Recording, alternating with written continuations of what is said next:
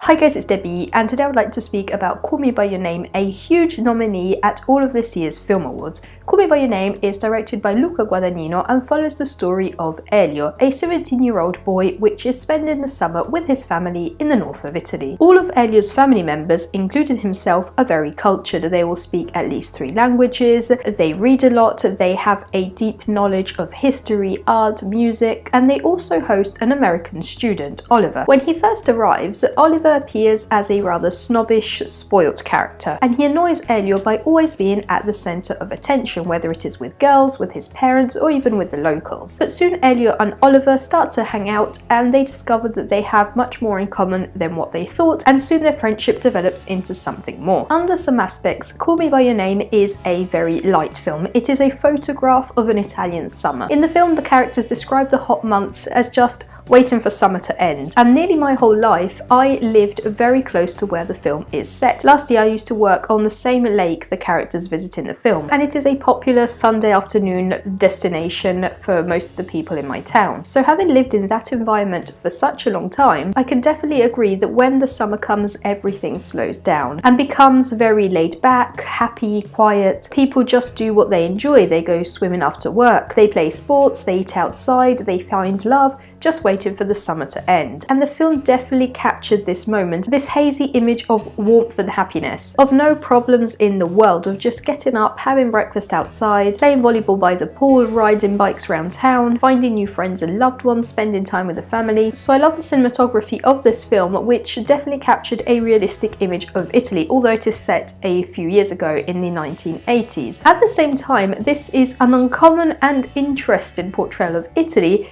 because except for Venice, everything you have ever seen of Italy in the media, it belongs to the south, because it has the most representative and iconic shots of the country. You will often see Naples, Rome, Sicily, maybe sometimes Florence, which is set in the centre, but hardly ever the north. So it was a very interesting and uncommon element which definitely brought back some memories. Theme-wise, I love the realism of the film, of how the relationship between Elio and Oliver slowly developed, first with jealousy and nearly hate, to interest and then love. Timothée Chalamet was incredible in his role. When I first saw the reviews of his performance pop up online, I was expecting a groundbreaking, insane performance, but what I eventually saw was way better. It was a natural portrayal of an adolescent experimenting love in a normal, familiar way, which didn't necessarily mean rich in the deepest lines of dialogue or the craziest love scenes. Also, Elio's role in general is not characterized by many lines of dialogue, but we always knew what he was feeling thanks to other details such as facial expressions, mannerisms, and so on. I also liked how he spoke Italian. It wasn't perfect, but it was never meant to be perfect. Elio speaks at least English, French, and Italian, and his 2 main languages are English and a very good French, which, for example, he speaks with his mother. So as a 3rd language, which he doesn't speak that much, his Italian was quite good, and he is now nominated for Best Actor at the Oscars,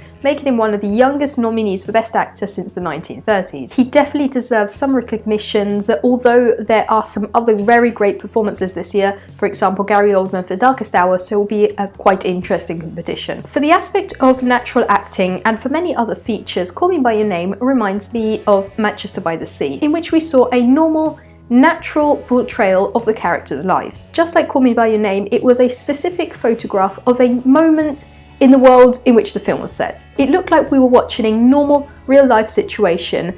And in addition to 200 nominations for film awards in general, Casey Affleck won for Best Actor, Lucas Hedges and Michelle Williams were nominated for Best Supporting Actors at the Oscars, proving that an ultra-scripted, hyper-structured and fictionalized story does not automatically translate to the best film. And Call Me By Your Name definitely gave us a realistic setting. Watching Timothée Chalamet walking around on set just looked like a normal person in our lives. I also really enjoyed Armie Hammer's role as Oliver, and this is not the first time that Hammer works with Italian creators. For example, a couple of years ago he had starred as the main character in Fabio Guaglione and Fabio Resinaro's Mine. I have met and interviewed Fabio Guaglione, so if you'd like some more information about how it is to work with Armie Hammer, I'll leave the video linked down below. Also, because of its realism, Call Me By Your Name didn't insist upon the fact that Elio and Oliver had a homosexual relationship, and focused just on the fact that they had a